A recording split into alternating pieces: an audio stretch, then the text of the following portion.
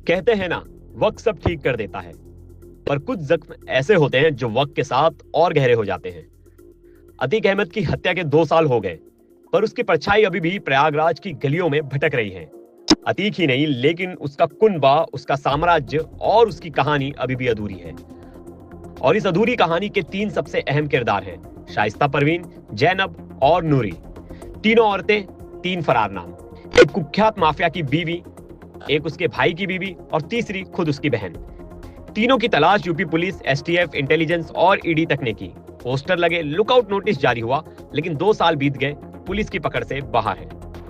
अतीक अहमद और अशरफ के हत्या के आज पूरे 2 साल पूरे हो गए हैं। और हत्या के 2 साल पूरे होने पर हम जब ग्राउंड जीरो पे काम करने आए, यानी जहाँ पे अतीक अहमद रहा करते थे, उस जगह का पूरा मुआयना कर रहे हैं, तो यहाँ पर आज ये कार जो अतीक की शान हुआ करती थी, आज कबाड़ में है।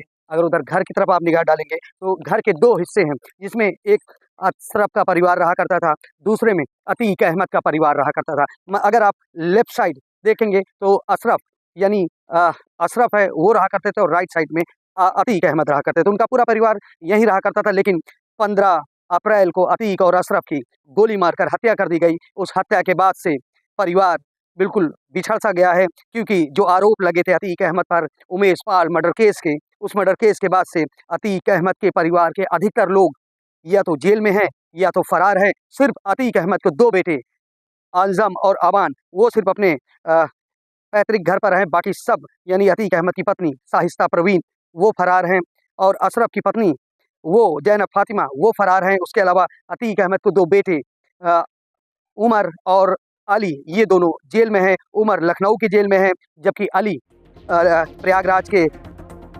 15 अप्रैल 2023 अतीक और अशरफ की कैमरे के सामने गोली मारकर हत्या कर दी जाती है। आज 2 साल बाद वही तारीख फिर सामने है, पर तस्वीर अभी भी अधूरी है। अब सवाल ये नहीं है कि ये 3 औरतें कहाँ हैं, सवाल ये है कि देश की सबसे तेज एजेंसियों की पकड़ से आखिर कैसे बची हुई है।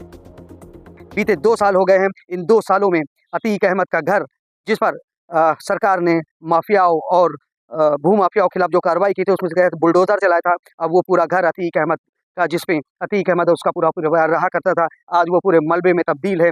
चारों तरफ मलबा ही मलबा है। ऐसा ही हालात अतीक अहमद का कुछ दूरी पर एक कार्यालय है, कार्यालय के भी यही हालात है। और आपको बता दें कि अतीक अहमद और अशरफ की हत्या के पूरे 2 साल बीत गए हैं। यानी 15 अप्रैल को उसकी हत्या हुई थी। उस हत्या के बाद उसके घर, कार्यालय, सभी जगह सन्नाटा पसरा हुआ है, क्योंकि वहाँ पर योगी सरकार ने अपने कार्रवाई का डंडा चलाया था, क्योंकि वो अवैध निर्माण और कई भूमाफियाओं के खिलाफ कार्रवाई के दौरान वो डंडे चलाए गए थे। तो यही बुलडोजर की कार्रवाई में अतीक अहमद के इस घर पे भी चलाया गया था। अतीक अहमद का जो फ्रंट गेट था, वहाँ पे उसके कुत्ते पले थे जो बहुत खूंखार कहे जाते थे। हालांकि अब कुत्तों में थे सिर्फ 2 कुत्ते बचे हैं, बाकी सबकी डेथ हो गई है। इसी तरह अतीक और अशरफ की गोली मारकर 15 अप्रैल को हत्या कर दी गई थी।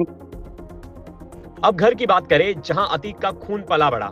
चकिया का वो 2 बीघा का घर जो अब सिर्फ मलबा है, यही मलबा गवाही देता है कि कभी यहाँ एक माफिया का दरबार लगता था।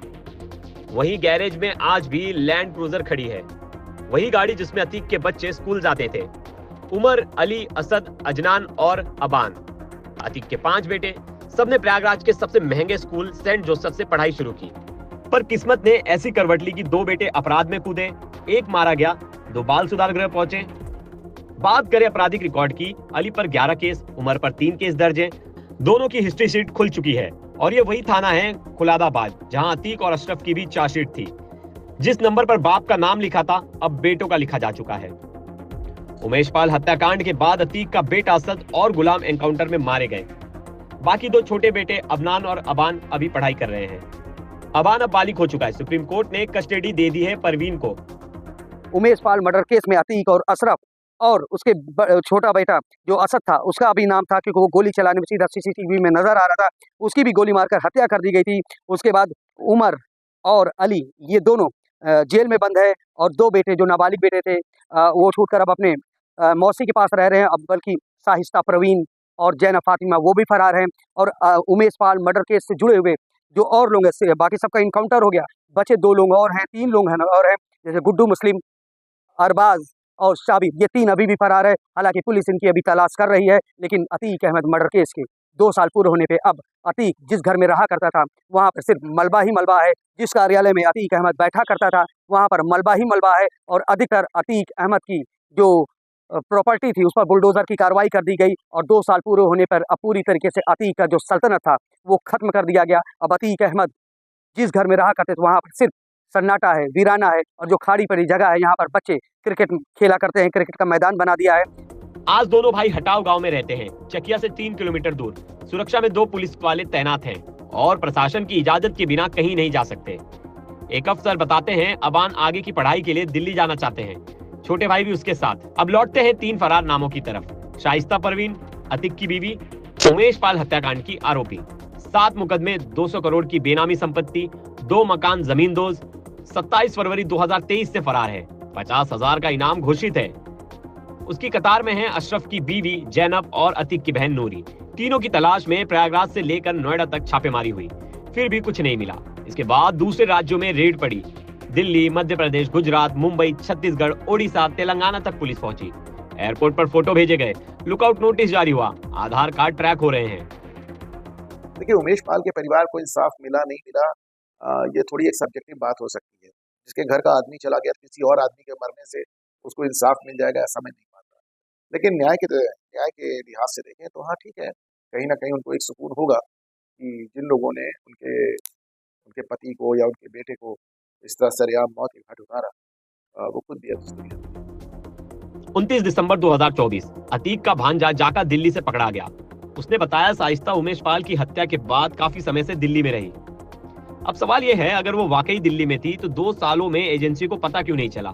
सवाल कई हैं, पर जवाब किसी के पास नहीं।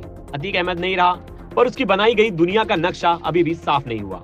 उसका घर अब खंडर है, पर उसका असर अभी भी जिंदा है। प्रयागराज में नहीं, उत्तर प्रदेश में जितने भी माफिया, गुंडा और बदमाश इस तरीके के थे वो तो अपने आप खत्म हो गया क्योंकि योगी राज आ गया। लेकिन मैं फिर भी आपसे ये कहूंगा कि अतीक अहमद का खत्म होना, उसका हत्या होना किसी भी वे में ये राजनीतिक ही सिस्टम रहा है। अगर अतीक अहमद को अखिलेश यादव ने संसद में इस टाइप, यहाँ पर विधानसभा में इस टाइप की बातें नहीं बोली होती तो योगी जी की सरकार में कम से कम उसे सुधरने का मौका मिल रहा था, सही रास्ते पर आने का मौका मिल रहा था। लेकिन इतना ज्यादा हाइट कर दिया गया, इतनी ज्यादा राजनीति हो गई, इतनी बातें सामने आ गई कि अपराधी को अपराधी ने मार डाला। अब इसलिए लोगों को भी सबक लेना चाहिए और किसी भी दशा में आप समाज को दूषित मत करिए, ये संदेश आज जान लीजिए। समाज को सही रास्ते पर चल रहा है, चलने दीजिए। रामराज स्थापित हो रहा है, होने दीजिए, यही भलाई है। अब सबसे बड़ा सवाल, क्या देश की कानून व्यवस्था 3 औरतों को पकड़ने में वाकई नाकाम है या ये खेल और भी गहरा है? कहानी जारी है और शायद कई जवाब उसी अंधेरे में छिपे हैं जहां कभी अतीक की लैंड क्रूजर की लाइटें जलती थी। ब्यूरो रिपोर्ट, क्राइम तक।